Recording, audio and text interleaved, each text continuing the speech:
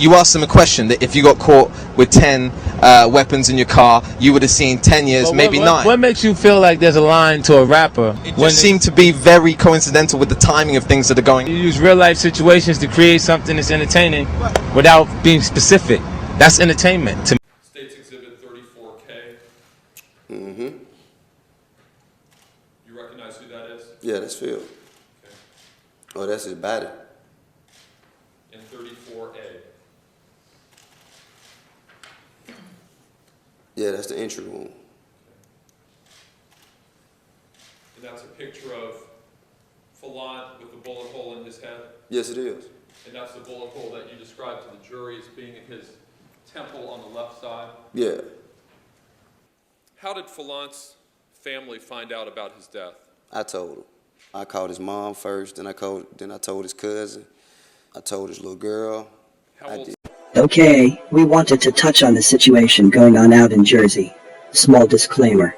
We don't intend to spook you. Many people are captured by the idea of gang wars, feeling like this stuff is happening every day. It's just documented history.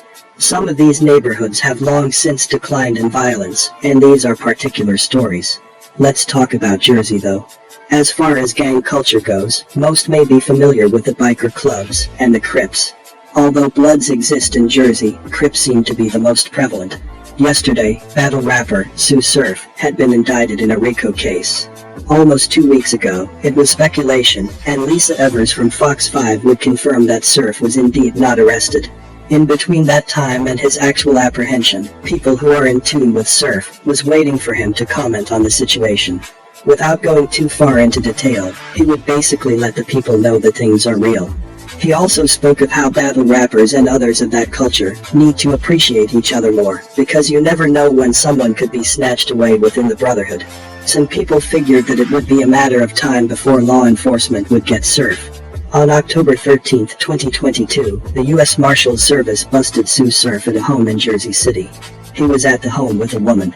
They tried to go out the back door, but then when they went outside, they saw that there was a lot of law enforcement. He and the woman went back into the house and refused to come out for about an hour. Authorities called in crisis negotiators, who then talked with Surf until he peacefully surrendered. Tsu Surf was taken to the Essex County Jail. The feds have a contract with the county to keep federal detainees there. He is expected to go before a judge in federal court in Newark sometime today. We may or may not get more info. As for Surf, he is one of the most electrifying battle rappers today. Slick staccato raps, which depict his harsh realities, just hit different when he is in the ring. This can be attributed to the fact that he is more believable than much of his counterparts. If you've been watching battle rap for a while, you would have watched his come up and seen him face off against some of the top battlers in the world today, mostly taking place in the URL Ultimate Rap League.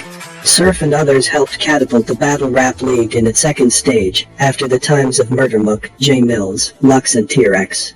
Being that Smack and the team was just starting to monetize battle rap, most of the contestants were not getting paid much money. This meant that while Surf would face top competition in the ring, he would also face adversity in the streets. With the exception of some, nobody knew battle rap would be where it's at today, and guys were getting quick money, spitting a few bars for dollars. Why not? Remember our story about Joe Light? See? Guys are in the streets for real. As for Surf in the streets, and other than being shot and almost losing his life, he's had his fair share of run-ins with the law. He has a criminal record dating back to 2008 from what we know. You can see her. He was arrested in October of that year for robbery and unlawful possession of a weapon. Not much info or details about it, just that he did 9 months, had $100,000 bail, and came home the day after it was posted. This was in July of '09.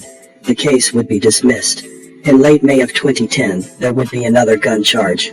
Here you can see he did a month and a couple days on that. Not sure if these cases were related and it was in fact the same gun charge. Whatever about that though.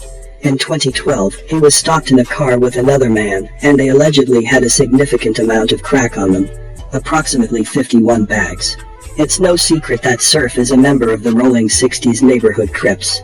On stage is one thing, it's the character, but when Surf is talking to the community, he often talks of how gangs are not cool and not to be glorified. Everything is a catch-22 though, don't let that fly over your head. Besides being electrifying on stage, we have watched him go from rags to riches.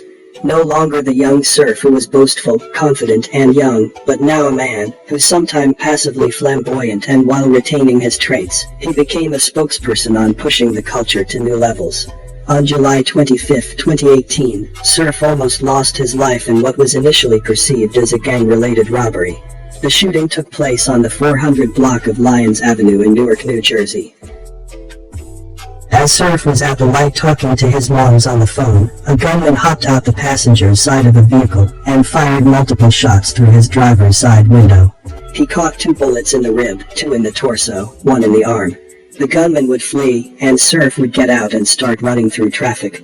He would attempt to stop other vehicles.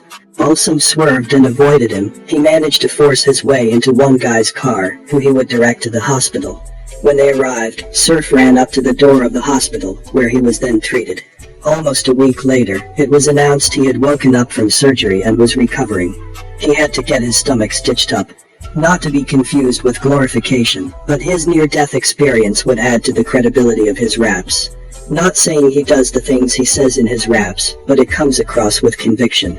As we stated earlier, Jersey is no stranger to the Crips. In 2018, Rollins 60s gang members in Newark were charged in connection with murder and attempted murder as part of RICO conspiracy. Again, most of this goes under the radar, and we don't want to spook you. These are usually personal beefs dealing with certain individuals of a particular lifestyle. But this is just what's going on so far, and this about wraps it up for this one. And as always, stay low and thanks for watching.